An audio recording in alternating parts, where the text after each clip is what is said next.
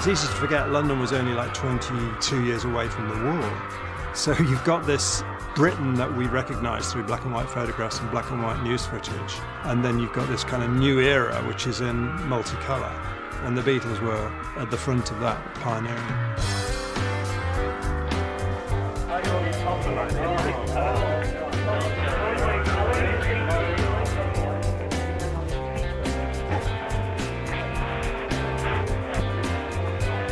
Hello, John. Are you looking forward to the tour? Yes. Now, this religious controversy, I know you don't want to say too much about it, but does it worry you that it's going to boil up when you get to the States? Well, it worries me, yes, but I hope everything will be all right in the end, as they say. Do you think this is going to be a controversial tour like the Philippines was? Oh, no. No, it's going to be fine. What makes you say that, Paul? Oh, it'll be fine. You watch.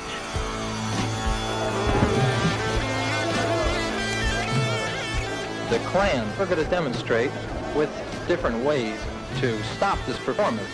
Outside the Colosseum, this small band of small demonstrators was the only sign of protest visible.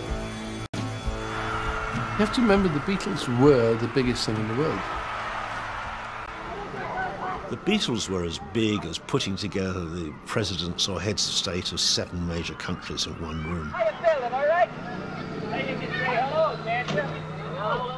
Big loud hello, fellas. Hello. John, are you sorry about what you said? Yes, I am. I think it's true. I think the band were massively more popular. I'm not going to use the 2 words, JC, but they were more popular than the Church of England and religion. I don't think there's any doubt about that at all. This is where the trouble all began, here in the tiny top-floor studio of station WAQY, wacky radio to the 750,000 citizens of Birmingham, Alabama. Disc jockey and station manager Tommy Charles read in Datebook magazine John Lennon's reported remarks on Christianity, remarks that had gone almost unnoticed in the 5 months since they were first published in Britain. If you think back how big Jesus must have been in the days he was big, it would maybe about 300 people would have heard him, wouldn't they?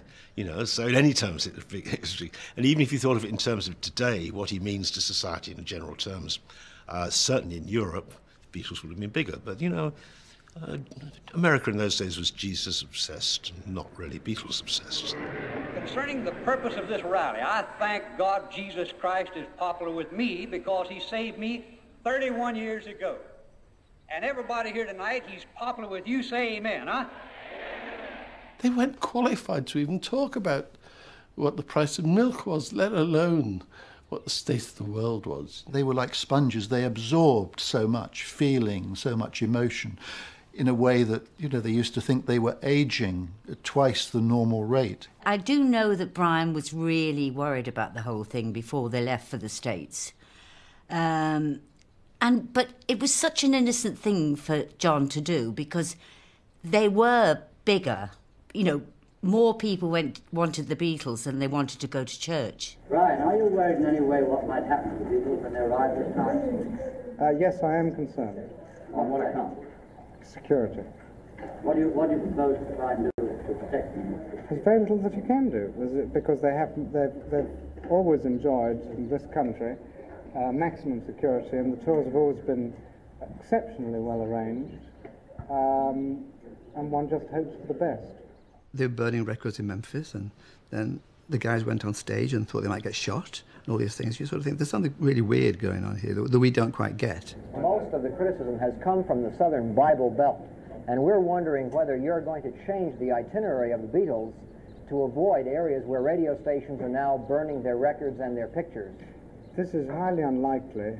I've spoken to many of the promoters this morning, and when I leave here I have a meeting with several of the promoters who are not anxious that any of the concerts should be cancelled at all. Actually, if any of the promoters were so concerned, and it was their wish that a concert should be cancelled, I wouldn't in fact stand in their way. As a matter of fact, the Memphis concert, which is nearest to the place where this broke out, apparently sold more tickets yesterday than they had done up until that day. Tony Barrow was the one that alerted Datebook to the existence of these interviews. He contacted Art Unger, the publisher and editor, and said, "You'll love these interviews. They're just up your street." But Art Unger had the idea of sending them to, like, you'd call them shock jocks today, but he knew that it would wind some DJs up, so he sent them to these DJs in Birmingham, Alabama, and they appropriately got wound up, and that's where it really started.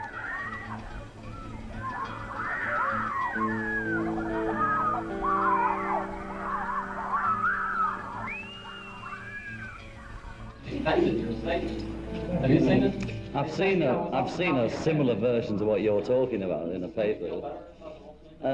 Well, if it makes other people feel better, it'll make me feel better. But there weren't as many people upset as I was led to believe. I'm not so seriously upset.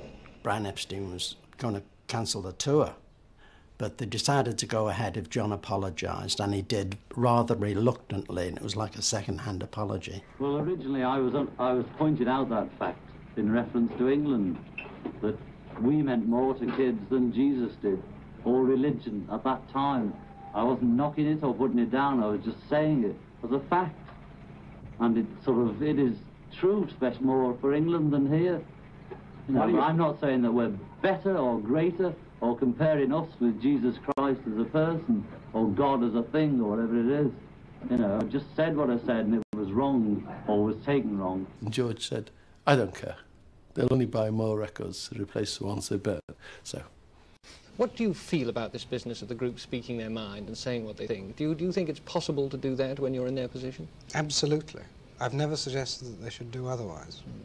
Did you suggest that John apologised? We talked about it, and this was our mutual feeling. I've never directed that the boys should do anything, either sort of song-wise, artistically wise, or speech-wise. We all make up our minds, and I contribute, I suppose, a fifth. That also happened to be at the end of a very extended world tour where other horrible things had happened to the Beatles. So having death threats in Japan, then being roughed up in the Philippines for supposedly snubbing the First Lady Imelda Marcos by not turning up at a reception that she was holding. This was just sort of the last straw, and they were thinking that they might be assassinated. I mean, this is how early this kind of thing was cropping up in people's minds. John, what exactly happened at the Manila airport? We got kicked and pushed about. Killer of demons, call Jaundice flesh out of ring. Rink! Hold! Hold? The ring. She's not wearing the sacrificial ring. She cannot be sacrificed without the ring. Where is the ring? Search her! What has she done with the ring?